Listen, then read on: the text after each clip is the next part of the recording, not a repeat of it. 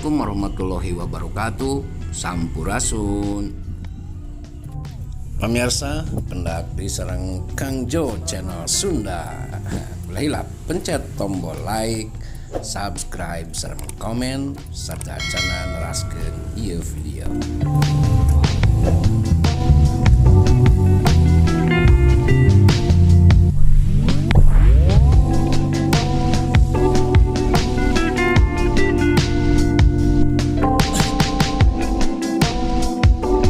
Satosna kamari medar dina obrolan salami perjalanan ke tempat sirah cai di Kacamatan Leuwi Goong ngeunaan Perumda Tirta Intan anu dituding nyerobot lahan anu dianggo pangwangunan sarana penampungan air bersih atanapi sepam dina tanah nu diklaim salah sawios warga.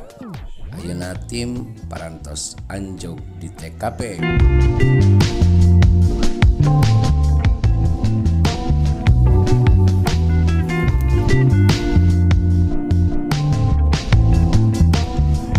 Di TKP, tim R3 menak kenyataan wireh aya tempat penampungan cai nu teu kaurus.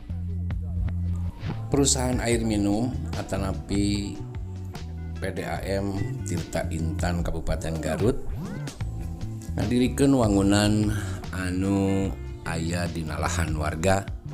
Tangtos wae hal eta ngajantenkeun pemilik lahan bakal ngagugat ke pengadilan saupamina PDAM teu tiasa nyelesaikeun masalah.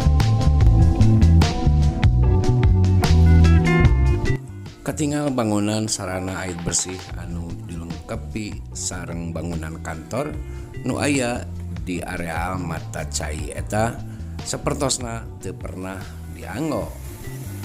Hal ieu katinggal tina kondisi bangunan anu teu kaurus. Wabarakatuh, sampurasun pemirsa. Urang parantos anjog ka tempatna PDAM anu ngalirkeun cai ka bumi-bumina penduduk di sekitar kampung Leuwi Goong. Pokona aya di Kacamatan Leuwi Goong lah. Kitu nya tayeu ngahiji wangunan PDAM anu badag ieu asal bar gitu. Katinggalna teu diurus, sering aya masalah. Ya PDAM saurna mah aya informasi bangunan ieu teh mangrupikeun mata cai anu aya di pabukitan ieu anu di mana sing horeng taneuhna oge bermasalah.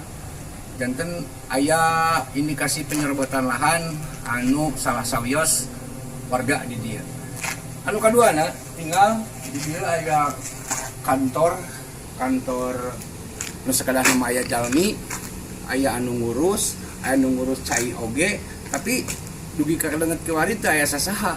Katinggalina kumuh, kotor, dilebetna ramat lancah hungkul. Sareng ada teh aya faktor keamanan nu tiasa dijagi. Nya, mana pertanggungjawabanana sebagai bentuk pertanggungjawabanana PDAM kanggo ka konsumen sapertos kieu lah. Tinggal di luhur tadi aya tutupna tetapi tiasa dibuka, tapi memang terbuka, aya nu terbuka nya aya nu jahil kumaha ngalebetkeun racun misalkeun malodar pan urang dieu sadayana kitu nya tanapi bibit buit penyakit anu tiasa ngarugulkeun ka konsumen. Tah ieu salah sawios anu kada diperhatikeun ku Pemkab Garut, terutama pribados titip ka Bapak Bupati. Ieu bangunan anu sakieu ageungna saurna mah ieu teh tina anggaran hibah pemerintah pusat anu sakedahna mah tiasa masihan manfaat ka warga anu aya di sabudeureunana ieu di mana pengadaan cai bersih di Kecamatan Leuwi Goong ieu tiasa diantisipasi atanapi tiasa terpenuhi ku ayana PDAM ieu. Tapi nya kitu teh apalah wargi bermasalah. Tah ieu nu kedah jadi sorotan urang sadayana, nu kedah jadi perhatosan urang sadayana salaku warga Garut anu mika cinta karena Garutna. Yuk.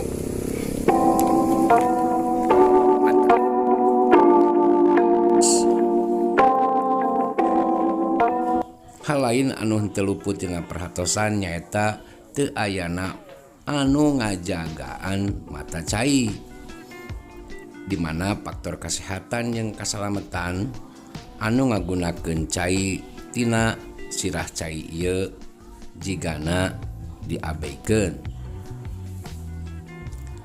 Bisa wae salah saurang anu henteu bertanggung jawab ngarusak atanapi ngalebetkeun zat atanapi naon wae sabangsaning nu ngabahayakeun kanggo kesehatan atanapi ngancam kasalamatan jiwa tinu ngaeueut eta cai atanapi pelanggan anu salami ieu konsumsi cai ti sirah cai eta.